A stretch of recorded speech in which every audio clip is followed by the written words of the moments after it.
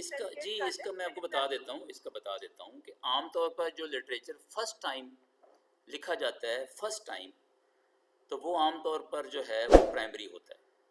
جیسے میں نے مثال دی کہ ایک رپورٹر نے ایک واقعہ اپنی آنکھوں کے سامنے دیکھا، اس نے اس کی ایک رپورٹ لکھ دی اور اس نے اخبار کے دفتر میں بھیج دی. اس کے بعد جب وہ ایڈٹ ہو کے اخبار میں چھپی تو اخبار کو ہم پھر سیکنڈری میں ڈالتے ہیں.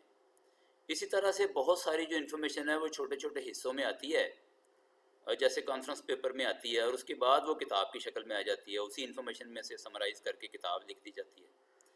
تو جو فرسٹ ٹائم انفارمیشن کریٹ ہوتی ہے، اب جیسے تھیسز ہے یا ریسرچ کی رپورٹ ہے، یہ فرسٹ ٹائم ہمارے سامنے آئی تو اسے ہم سمجھیں گے کہ یہ یعنی را انفارمیشن کہہ لیں اسے آپ، کہ یہ ہے پرائمری.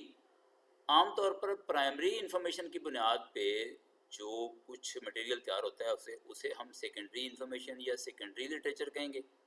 اور ان دونوں کی اگر آپ کوئی لسٹیں بنائیں، کچھ ایبسٹریکٹس بنائیں، کچھ کیٹلاگ یا بیبلیوگرافی وغیرہ بنائیں تو اسے ہم ٹرشری کہیں گے. تو لٹریچر کے یہ 3 لیول ہیں. تو جیسے جیسے لیول بڑھتا ہے نا ویسے ویسے وہ سمرائز ہوتا ہے لٹریچر، لیکن ویسے ویسے ٹائم زیادہ خرچ ہوتا ہے. تو اس طرح سے آپ کو اس بات کو ذہن میں رکھنا چاہیے.